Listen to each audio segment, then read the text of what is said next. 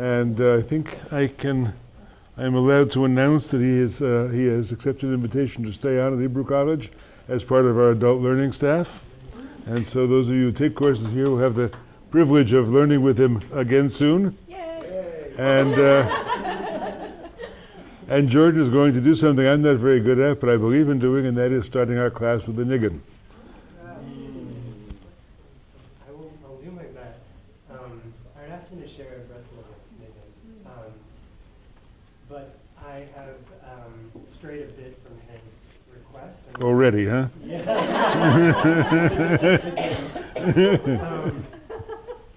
So I actually wanted to start with niggin by Rabbi Yitzchak because Rabbi Yitzchak was the only Hasidic figure during Nachman's life who deeply believed in Nachman and extended his support and friendship and love to Nachman.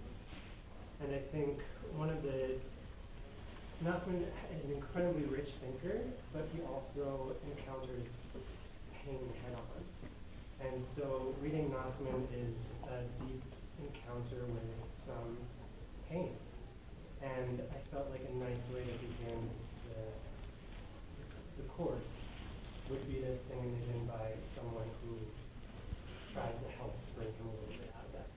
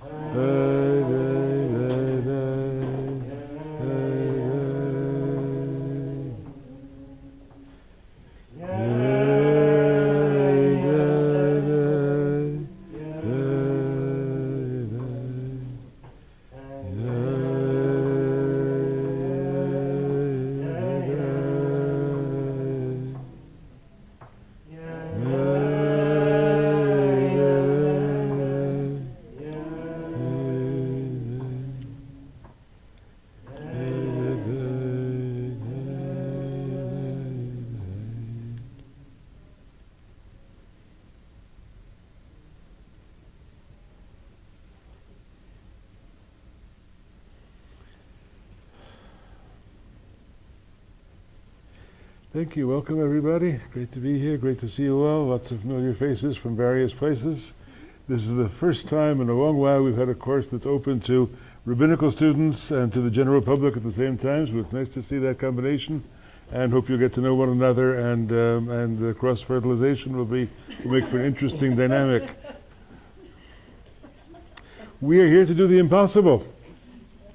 In 5 weeks after this, we're going to try to understand the tales of Rabbi Nachman, which have been pronounced incomprehensible by lots of great people.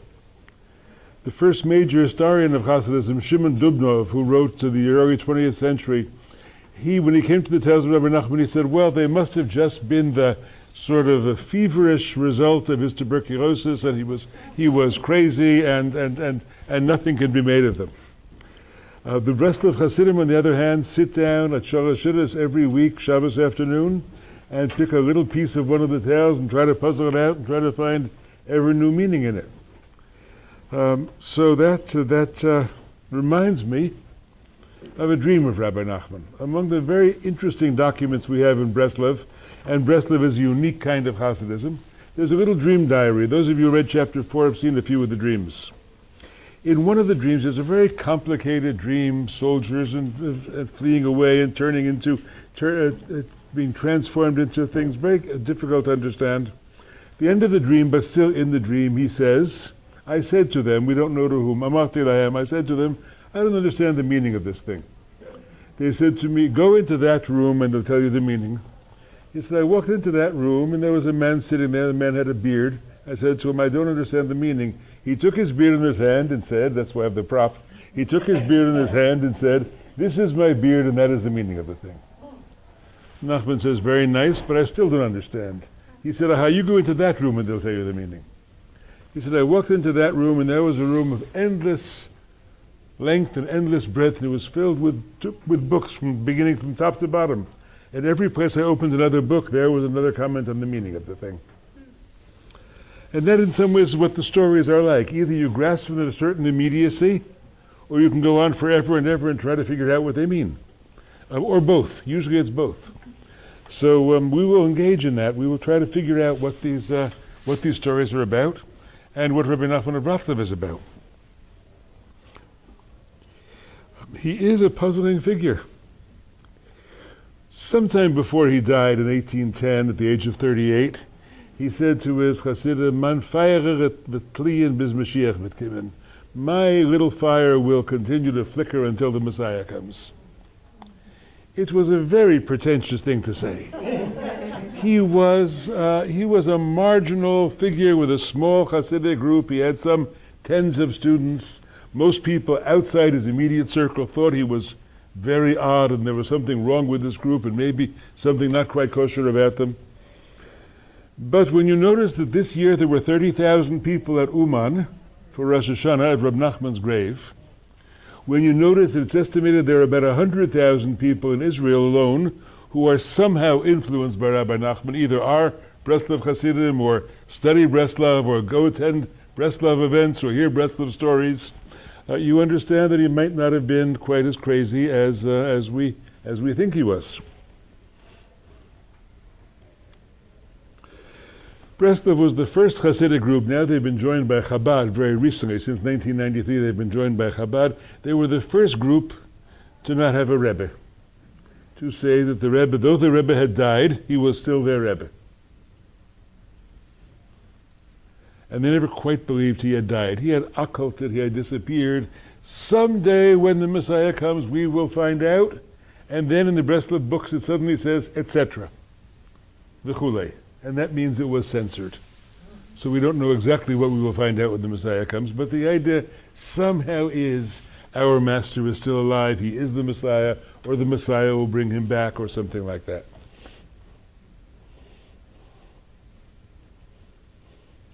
The other Hasidim laughed at them. They were referred to them as the Toite Chassidim, the dead Hasidim, because they venerated a dead Rebbe.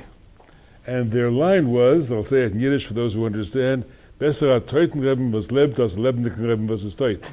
Better a dead Rebbe who's alive than a living Rebbe who's dead. Because since the Rebbe was always Reb Nachman, they didn't have to go through the obvious stages of degeneration that other Hasidic groups went through when they discovered that the great-grandson of a charismatic is not necessarily a charismatic. Hasidism's, I think, its great mistake was dynastic leadership.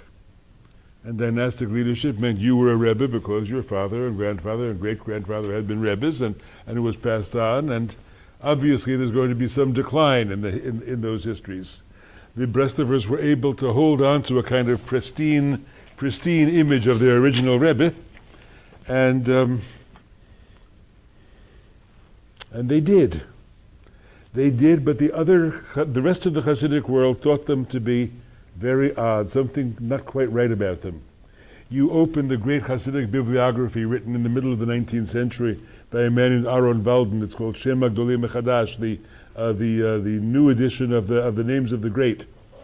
And he lists all the Hasidic masters and their works and so on, their descendants.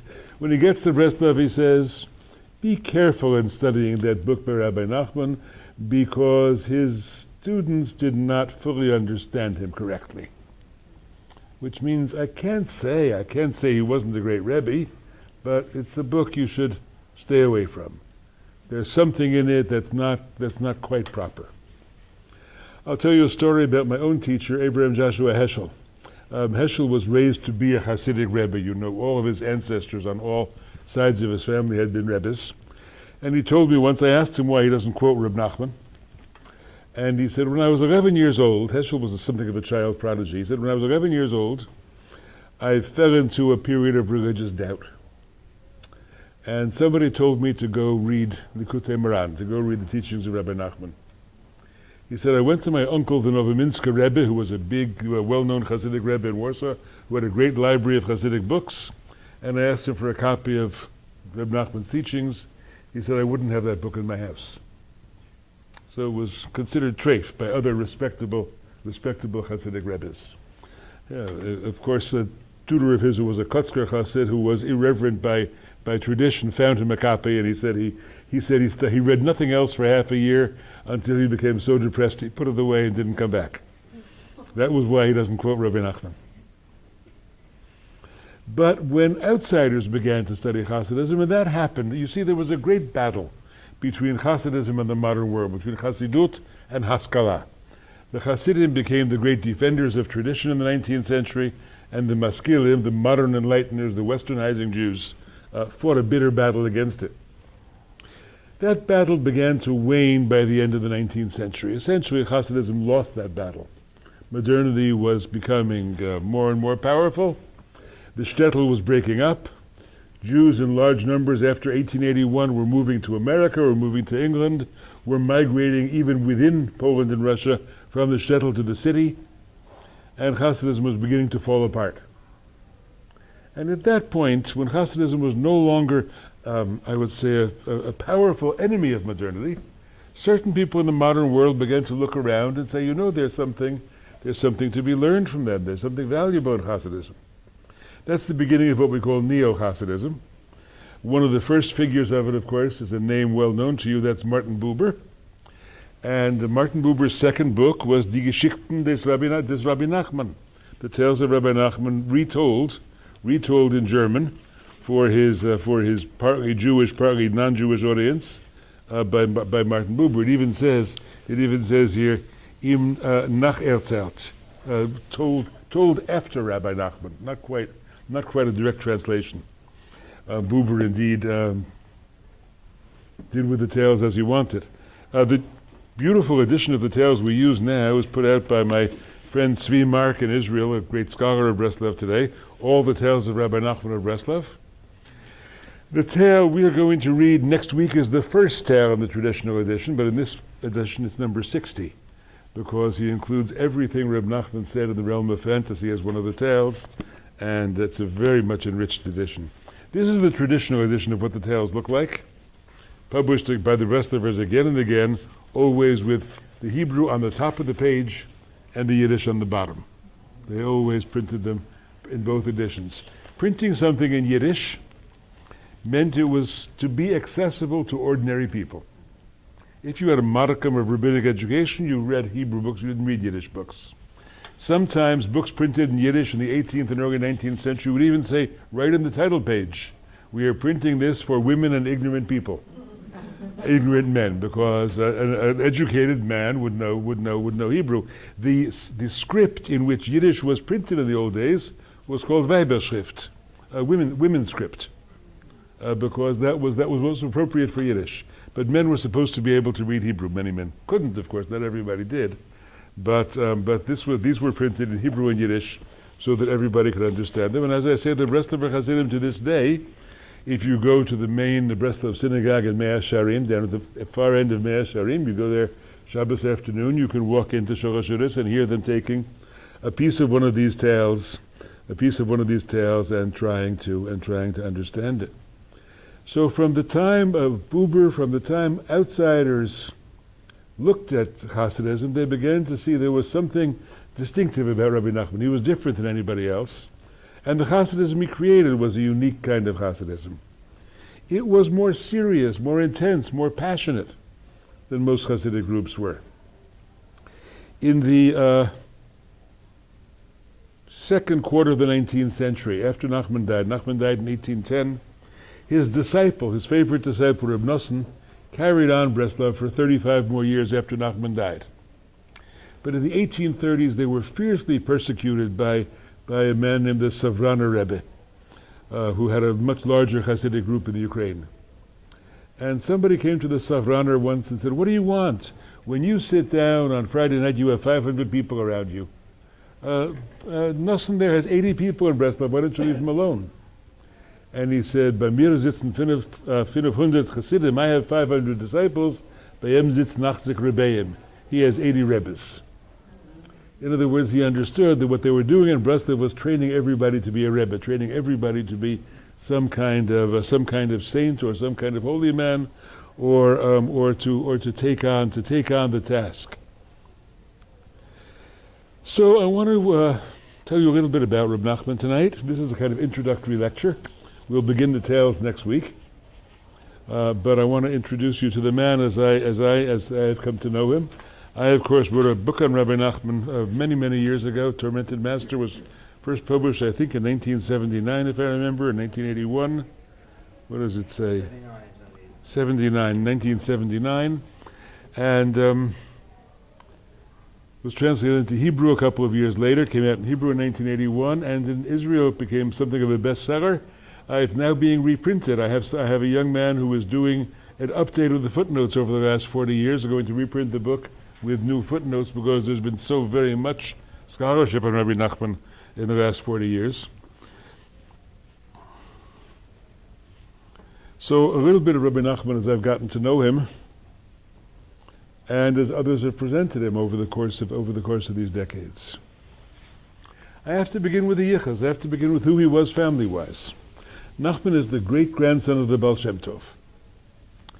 The Baal Shem Tov was not the founder of Hasidism, but he was the central figure of Hasidism. He was the inspiring figure of Hasidism. All the Hasidic disciples, all the masters turned to him and said he was the ideal whom they were trying to emulate. He died in 1760, the Baal Shem Tov. The movement doesn't appear on the scene of history until about a dozen years later, but it was always a movement in the Baal Shem Tov's name, who had been a kind of folk magician, healer, spiritual teacher, wonder worker, was kind of seen as the ideal type of what a Hasidic Rebbe should be. The movement was actually founded by the next generation. The Baal Shem Tov was followed by a man named Dov Ber of Bezrich, and his disciples really created the movement. But the Baal Shem Tov's family was not completely happy about that. The Baal Shem Tov had 3 grandchildren, and one of the grandsons, Baruch of Medjbush, wanted to recapture Hasidism for the Baal Shem Tov's family. In about 1780, he moved back to the town where the Baal Shem Tov had lived and was buried, and announced himself as he was going to be the great Rebbe. He was going to be the Tzaddik Ador, the leading spiritual figure of the generation. And anybody who wanted to be a chassid, who wanted to come to Medjbush to pray at the grave of the Baal Shem Tov, that was the first pilgrimage place in Hasidism, would have to come to him, and he would somehow dispense the blessings. Well, Nachman was his young nephew. He looked at his uncle Baruch and decided that guy's a phony. Nachman was maybe 8 years old when Rabbi Baruch moved back to Medjbush, and he saw what was going on. He saw he was trying to create something of a family business, and Nachman wanted no part of it. He would have been the natural heir because Baruch had only daughters, and Nachman was the nephew. He was the son of Baruch's sister, and he would have been the next natural heir to this family claim to restore Hasidism to the Baal Shem Tov's descendants. But Nachman was from the point of view of the Hasidim, he was a troubled child. He was a troubled child. He was a troubled young man. Now let me say that we know more about the life of Rabbi Nachman of Bratslav than we know about any other figure in early Hasidism. For most of the people in early Hasidism, we have legends, we have tales told about them. Oh, sometimes they're fantasy tales, they're often exaggerated. They were told by later generations, they were only written down maybe 100 years or 70 years after they happened. For Nachman, we have a rather detailed biography. And we have a detailed biography for a very special reason. His disciple Nathan, if you want to say it in English, but everybody calls it Nathan. His disciple Nathan, who came to him in 1803, I believe, believed in him so greatly, he believed that everything that had happened in the Master's life was going to be of ultimate importance to future generations. He had a kind of messianic sense about his Master, he was the key to resolving the situation of the world. And therefore everything Nachman told him, he wrote down. He followed him around, kind of writing things down. The dream diary happens because every once in a while Nachman would say to Nosson, I had the following dream last night, and tell him a dream, and Nosson would go record it. So we have Nachman's dreams. Nosson wasn't there when Nachman was a boy. He only became his disciple when Nachman was beginning to be a Rebbe. But he heard whatever he could about Nachman's boyhood, and he wrote it down. But he wrote it down with a remarkable accuracy. Even kinds of things that you might think were embarrassing, not wonder tales, but just the opposite. Tales that tell you what a difficult childhood he had.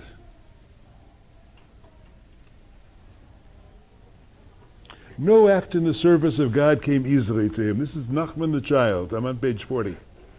No act in the service of God came easily to him. Everything came only as a result of great and oft-repeated struggle. He rose and fell thousands and thousands of times, really beyond all counting. It was terribly difficult for him to enter the service of God, to accept the yoke of his service. He would enter into worship, he would begin to pray for a certain number of days, then he would experience a fall. He would go back, start over, then fall again. Finally, after many such cycles, he would gain strength and decide he would remain committed to God's service forever, allowing nothing in the world to lead him astray. From that time forth, his heart was strongly with God, but even afterwards he would constantly undergo countless rises and falls. It was his way to start anew each time. When he fell from his rung, he would not allow himself to despair, but would rather set himself to begin again as though he'd never yet entered the service of God. At times he had several new starts within one day. For even within a single day he would fall several times and have to begin all over again. What were those falls? The falls of a child. Lack of faith, doubt, guilt, inability to maintain his sense of commitment. We don't know, but rises and falls is something that are talked about a lot in Nachman's biography.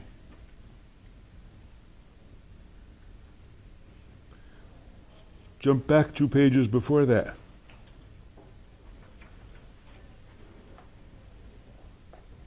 For a certain time, every other goal in his spiritual life was set aside. All his energies were focused upon the conquest of sexual feelings. He said the evil one wanted to give him everything if he would just give in on this one matter. But he said just the opposite. He would set aside everything else. But he would in no way relax his efforts to break this particular thing, this particular lust. This was the way he conducted himself at first. All of his struggle was directed toward the single goal of breaking through that most basic of desires. He would pay no attention to his desire for food, but would eat a great deal more than other people, saying he was drawing all his lusts into the desire to eat. We know about that one, don't we? He suffered various kinds of struggles and battles, countless wars, before he succeeded in breaking the most basic of desires. He would pray and pour out his heart to God in most tearful supplications and pleas, begging of God to help him overcome this desire. So something difficult is going on in Nachman's childhood, and as I say, it is being very faithfully reported. This is not the typical saint's biography. Usually the standard biography goes, when he was 10 years old, he knew the whole Mishnah by heart. When he was 11 years old, he was studying Gemara. By the time he was 12, he knew more than anybody in his town, so they had to send him off to the great yeshiva in so-and-so. That's the typical biography. The Baal Shem Tov, the biography of the Baal Shem Tov is in contrast to that. He was an orphan and they sent him to Cheder, and he kept disappearing from Cheder, and every time they looked around he wasn't there, and they found him in the woods praying alone to God. So that's the Baal Shem Tov's sort of contra biography to the great Rabbi. But this is a different contra biography. This is a childhood of struggle, a childhood of edge of despair, and fighting against despair, and somehow coming through. He didn't want to be a Rebbe. He was supposed to be. He was supposed to be trained to be a Hasidic Rebbe, and he tried to stay away from it as much as he could. When he did accept it, it was only after he made a very remarkable journey to the land of Israel. 1798, Nachman decides he's going to go off to the Holy Land. Travel to the Holy Land was beginning to happen in Hasidic circles. Several Hasidic Rebbes had begun to establish a little bit of a Hasidic community in Tiberias and Tzfat. And so Nachman went off on this pilgrimage to Eretz Yisrael. There's a wonderful, wonderful account of the pilgrimage that's told by Rabbi Nachman, kind of semi-fictional account. And he winds up captured by pirates on the seas. He gets caught up in the middle of the Napoleonic Wars. Napoleon is conquered Acre, I think, in 1798, and conquered Egypt at just about that time. And they thought the Turks thought he was a French spy on the ship. It gets very complicated. But as soon as he gets to Eretz Yisrael, he announces he's ready to go home. He apparently the journey was more to prove to himself that he could do it, to take on the great danger, to take on the challenge of getting there.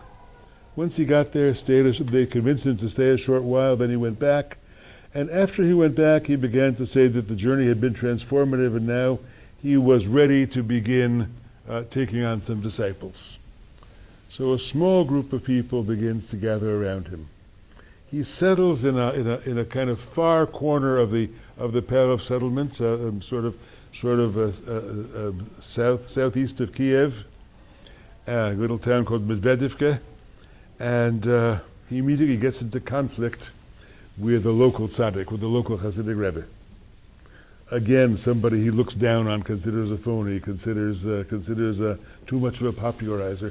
Nachman, in a certain sense, you can say, is the first internal reformer within Hasidism. We're now in the third generation. Yes, the Maggid's disciples have created the movement. The Maggid created the movement. His disciples. Now Nachman is a little bit younger. It's not even quite third generation, really second generation of Hasidism. And he already sees the movement beginning to degenerate. You see, there were no standards. Who's a Hasidic Rebbe? Anybody who proclaims himself to be a Hasidic Rebbe. Who's going to disagree? There's no training school for Hasidic Rebbes. You don't have to have a degree. But if people believe in you, and you can help them with their prayers, maybe you can even help their prayers be accepted, maybe you can even perform some miracles, then people will start coming to you and start giving you the honor of a Hasidic Rebbe and start acting as though you are their master. What people do is they bring you a knittel, they bring you a little petition for a prayer, and they give you a gift with the petition, and the idea is that when you accept the petition and they give you the gift, that prayer becomes yours, and you're a holy man, and your prayers come closer to God, your prayers rise higher, so you can help the person fulfill his prayers. Or maybe you can heal the sick, or maybe you can help with somebody having trouble with childbirth, women in childbirth, or having trouble with conceiving. Very often came to Rebbe. That was a big part of their trade. What did the Rebbes do? Well, they were disciples of the Baal Shem Tov. The Baal Shem Tov, remember, had been a Baal Shem. A Baal Shem literally means master of the name. And masters of the name were people, Baalei Shem, were people who were folk healers. They were folk healers. There was no modern medicine. In these small towns there were no doctors. If you had some kind of need, you went to a Baal Shem. He gave you, what did he give you? He gave you an amulet. Maybe he told you secret names to pronounce. He might also give you some herbs. If you're a skeptic, you could say, well, it was the herbs that healed them. They knew a lot about herbs. Herbal medicine was very widespread. On that level, by the way, there was not much distinction between the Jewish side and the Polish side. Polish babas, old women who knew these secrets of herbal medicine, would exchange recipes with Hasidic Rebbes, and somehow you got healed. Some of these Baalei Shem, some of these people who knew names, also they were really shamans. They had shamanic experiences. They would be transported into some altered state of consciousness. The Baal Shem Tov tells us about an experience called an Aliyat Neshama, an ascent of the soul, where he goes into the chambers of heaven, talks to Messiah, comes out with a message which he can't quite reveal. And those seem to be, however you understand that, real experiences. People are in some kind of altered state of consciousness. So the Hasidic Rebbes had inherited some of this. They'd inherited some of this, but they used the magic less and less, and used, I would say, the charism of their relationship with God and with people more and more. The healing was not so much about the names they actually knew or the secret messages they had, but rather about the relationship and the faith people had in them. There's a famous story about the Baal Shem Tov that he was seen to be too effective in his cures, and the people in the town he came to were suspicious of him. Maybe he has traffic with the other side, because that's always a possibility of these magicians. They have traffic with good spirits, but they might have traffic with evil spirits too. So they opened one of his amulets, and the only thing they found in it was his own name, Yisrael ben Eliezer. We don't know quite